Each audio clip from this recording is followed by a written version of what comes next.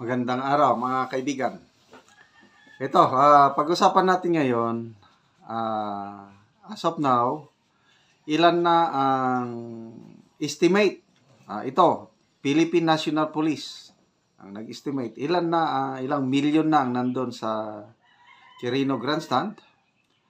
And then, ano yung mga kalsada sa Metro Manila na apektado. And then, yung pahayag ni former Senator Leila de Lima na minaliit niya ang epekto ng INC rally doon sa impeachment ni VP Sara. Wala daw. Theatrics lang daw. Optics. And then, ano rin, yung another rally na ilulunsad ni grupo ni ex-Supreme Court Justice Antonio Carpio. Against naman sila tungkol sa budget for 2025. So, pakinggan natin itong balita ng ANC. Over 1.5 million members of the Iglesia ni Cristo converging at the Quirino Grandstand in Manila, where the religious group will show their support for embattled Vice President Sara Duterte during their National Rally for Peace. Jesse Cruzat is there with an update. Jesse? Hi, Carmina. Thousands of Iglesia ni Cristo members from the National Capital Region and other parts of the country continue to flock to Quirino Grandstand to participate in the National Rally for Peace. Most of them brought placards calling for peace, unity, and progress for the country. Iglesia ni Cristo earlier reiterated its support for President Ferdinand Marcos Jr.'s stance against the impeachment of Vice President Sara Duterte, emphasizing their desire for national peace and welfare. The Philippine National Police has assured the public of its complete readiness to secure the event. General Marbil emphasized that the Philippine National Police, that the PNP has meticulous preparations, which include coordination with INC organizers, traffic and crowd control measures, and the deployment of police personnel in strategic areas. He cited the successful conduct of last week's translasyon as a testament of the PNP's capability to manage large-scale gatherings like this. Carmina, as of this moment, heavy traffic can already be observed in several main thoroughfares adjacent to Quirino and Luneta. Several streets in Manila were closed starting at 4 a.m. this Monday, including Katigbak Drive, South Drive, and sections of Rojas Boulevard, among others. Motorists are advised to take alternative routes, such as in Zuan Avenue for those traveling southbound on Rojas Boulevard, or President Quirino Avenue for trucks and trailers heading to Mel Lopez Boulevard. In light of the event, government offices and schools in Manila, Pasay City, and Quezon City have suspended their operations. In addition to the Manila gatherings, 13 other locations across the country will also host similar events. And now, Carmina, as of 12 noon today, the Philippine National Police had recorded a crowd estimate of 1.5 million participants and increasing. 5,500 personnel were also deployed to secure the safety and security of the area. And the program will begin at 4 p.m. and expected to end by 6 p.m. today. Carmina?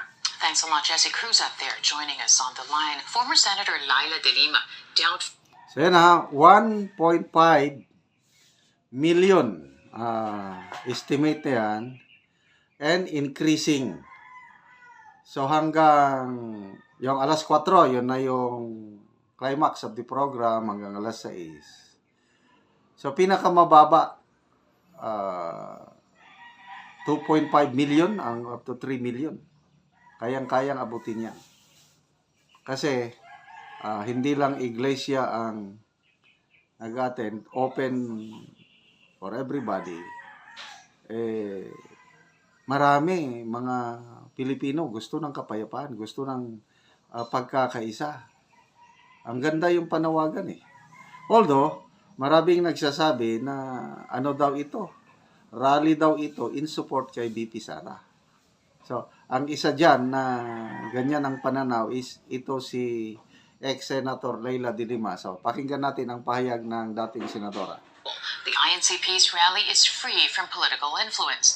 De Lima says it is a clear move to defend Vice President Sara Duterte against attempts to remove her from office. But the former senator believes the rally will have little effect on the impeachment bids against the vice president. No matter how massive or big in numbers that rally would turn out to be, it's still reflective of the minority position for the rest of the Filipinos. So I don't think it would have much impact. Perhaps in terms of optics, perhaps in terms of initial political play or political impact, it would have a certain degree of influence, but not the whole thing. The reality is, as the surveys say, many or most Filipinos prefer impeachment. That is the majority position. That is the pulse of the nation. Sandali. Yung SWS survey, 41% kung granting na na patas, walang kalukuhan yung SWS survey, 41% ang pumapabor. Yung 59, although undecided yung iba, I think 30 plus ang hindi pabor, yung iba undecided. May bilang na rin yun. So, kakaunti ang pumapabor sa impeachment, 41% lang. 59%, tingnan natin. Itong ng galaw na ito ng iglesia, mayroon pati ngang katolikong pare. Mayroon nang nagsalita na sinusuportahan nila ang rallying ito ng iglesia. Kaya hindi lang iglesia rally ito. Multisectoral rally ito, pati KOJC, pati mga evangelicals sa Mindanao. Alam ko, mag-a-attend sila sa rally na ito.